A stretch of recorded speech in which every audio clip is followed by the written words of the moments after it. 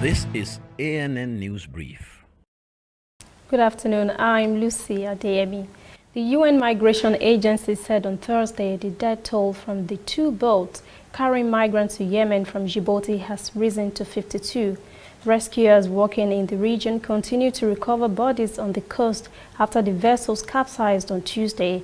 The number of migrants affected remains unclear, but IOM believes one of the two boats was carrying at least 130 people. 16 persons were rescued. Djibouti IOM Chief Mission Lanini Verisami called on regional leaders to take action against such tragedies, saying no human being deserves such plight.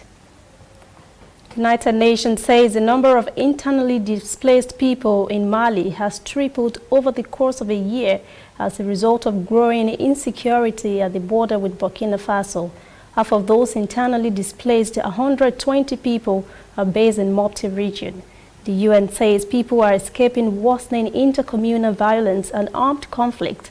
Most have fled the southeastern border with Burkina Faso and sought refuge in other parts of the region. Armed conflict is also spreading from the north to central Mali and along the borders with Burkina Faso and Niger. UN added that displaced people are confronted with difficult living conditions as temperatures in the Sahel is rising faster than the global average. We'll be back after this short break. This used to be me.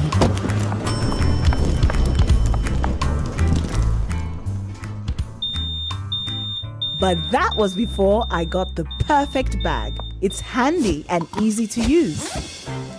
All I need in one compact space, just like my MTN Extra Value plan. I used to get one plan for my calls and then try to remember which data plan worked for me. Roaming was a totally different ballgame. Not anymore. I've got the MTN Extra Value all-in-one plan. If you're a data buff like me, you get extra data with some talk time. And if you like to make calls, you get extra talk time with some data. And when I'm abroad, I automatically browse, chat, and call right on the same plan. MTN Extra Value was made just for me. More of data or calls, whichever one you prefer. MTN Extra Value is made just for you. Sudan President Omar Al-Bashir said on Thursday his country was reopening its border with Eritrea that has been shut for about a year.